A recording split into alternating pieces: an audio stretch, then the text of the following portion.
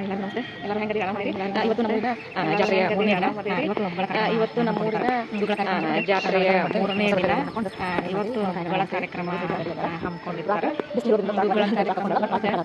ನಾವೆಲ್ಲರೂ ಏನು ಮಾಡ್ತೇವೆ, ಹೊಸ ಬಟ್ಟೆಗಳನ್ನು ಹಾಕ್ಕೊಂಡು ಏನು ಮಾಡ್ತೀವಿ, ಹಣ್ಣು ಕಾಯಿಗಳನ್ನು ಒಡಿಸ್ತೇವೆ. ನನ್ನ ಮಗಳು ಸಹಿತ ರೆಡಿ ಆಗ್ಯಾಳ. ಫ್ರಾಕ್ ಎಲ್ಲರೂ ಸೇರಿ ಒಟ್ಟಿಗೆ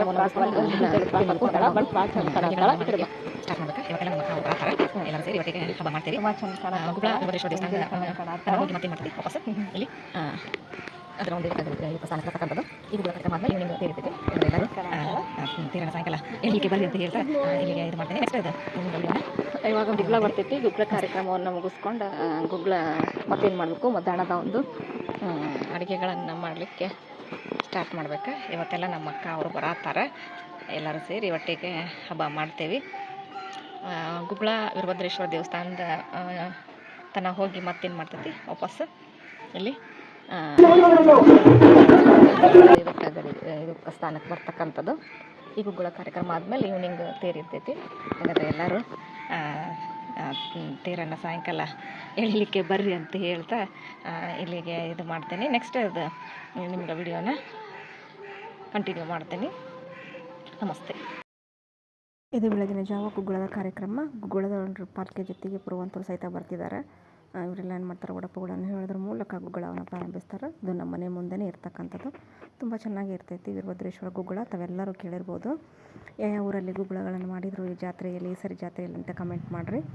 ಈ ರೀತಿ ನೋಡಿ ಸಮಾಳಗಳನ್ನು ಹಿಡ್ಕೊಂಡು ಏನು ಮಾಡಿದ್ರು ಅವರು, ಆ ಒಂದು ಗುಗ್ಗಳವನ್ನು ಕೊಡವನ್ನು ಕೆಳಗೆ ಇಟ್ಟು ಪೂಜೆ ಮಾಡೋದ್ರ ಮೂಲಕ ಇಲ್ಲಿ ಕಾರ್ಯಕ್ರಮವನ್ನು ಸ್ಟಾರ್ಟ್ ಮಾಡಿದರು. ನೋಡಲಿಕ್ಕೆ ಭಾಳ ಚೆಂದ ಇರ್ತೈತಿ ಕಾರ್ಯಕ್ರಮ, ತುಂಬ ಚೆನ್ನಾಗಿರ್ತೈತಿ.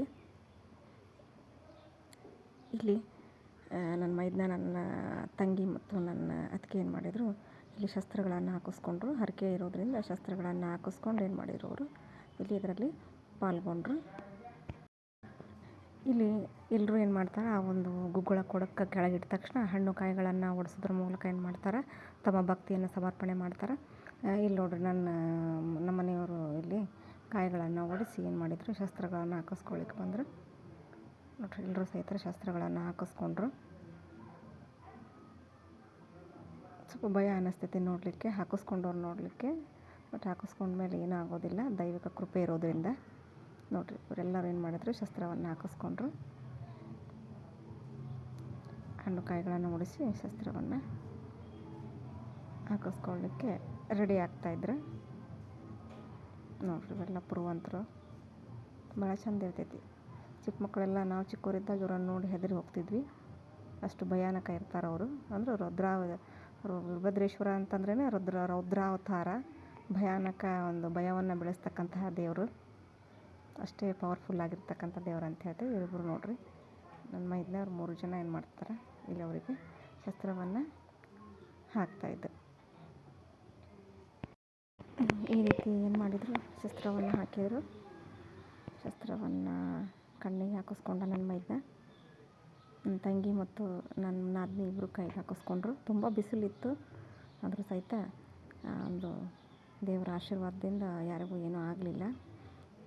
ಒಬ್ಬರು ಗಲ್ಲಕ್ಕೆ ಹಾಕಿಸ್ಕೊಂಡಿದ್ರು. ನೋಡಿ ಈ ರೀತಿ ಏನು ಮಾಡಿದ್ರು, ಶಸ್ತ್ರವನ್ನು ಹಾಕಿಸ್ಕೊಂಡು ಶಸ್ತ್ರ ಹಿಡಿದು ಹಾಕಿಸ್ಕೊಂಡವರು ವೀರಭದ್ರೇಶ್ವರ ಒಂದು ಪಲ್ಲಕ್ಕಿ, ಅದ್ರ ಜೊತೆಗೆ ಆ ಒಂದು ನಂದಿ ಕೋಲು ಮತ್ತು ಎಲ್ಲ ಒಂದು ಜನರು ಏನು ಮಾಡಿದರು, ಈ ಒಂದು ತೇರುಗಳನ್ನು ಪ್ರದಕ್ಷಿಣೆ ಹಾಕಿದರು. ತೇರುಗಳನ್ನು ಪ್ರದಕ್ಷಿಣೆ ಹಾಕಿ ಏನು ಮಾಡಿದರು, ಮುಂದಿನ ಕಾರ್ಯಕ್ರಮಕ್ಕೆ ಹೊರಟರು.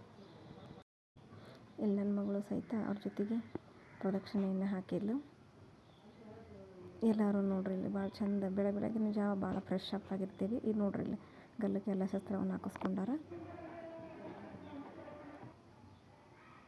ಭಾಳ ಖುಷಿ ಆಯ್ತು ನೋಡಿ. ಇವಾಗ ಏನು ಮಾಡ್ತಾರೆ ಅಂದ್ರೆ ತೇರನ್ನು ಎಳಿತಕ್ಕಂಥದ್ದು, ಸ್ವಲ್ಪ ತೇರನ್ನು ಮೂಮೆಂಟ್ ಮಾಡಿ ಕೈ ಬಿಟ್ಬಿಡ್ತಾರೆ. ಇದನ್ನು ಮತ್ತೆ ಸಾಯಂಕಾಲ ಏನು ಮಾಡ್ತಾರೆ, ತೇರನ್ನು ಎಳಿತಕ್ಕಂಥದ್ದು. ಇಲ್ಲಿ ತೇರಿನ ಒಳಗಡೆ ಪೂಜಾರಿ ಅವ್ರು ಕೂತಿರ್ತಾರೆ. ಕೂತು ಏನು ಮಾಡ್ತಾರೆ, ತೇರನ್ನು ಎಳಿತಾರೆ. ಈ ರೀತಿ ಸ್ವಲ್ಪ ಮೂಮೆಂಟನ್ನು ಮಾಡಿ ತೇರನ್ನು ಏನು ಮಾಡ್ತಾರೆ, ಮುಂದೆ ಸರಿಸ್ತಾರೆ.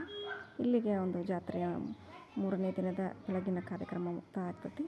ಮತ್ತು ಸಂಜೆ ಕಾರ್ಯಕ್ರಮ ಯಾವ ರೀತಿ ಇರ್ತೈತೆ ಅನ್ನೋದನ್ನು ನೋಡ್ಕೊಂಡು ಬರೋಣ ಬನ್ನಿ. ನಮಸ್ತೆ ಎಲ್ರಿಗೂ.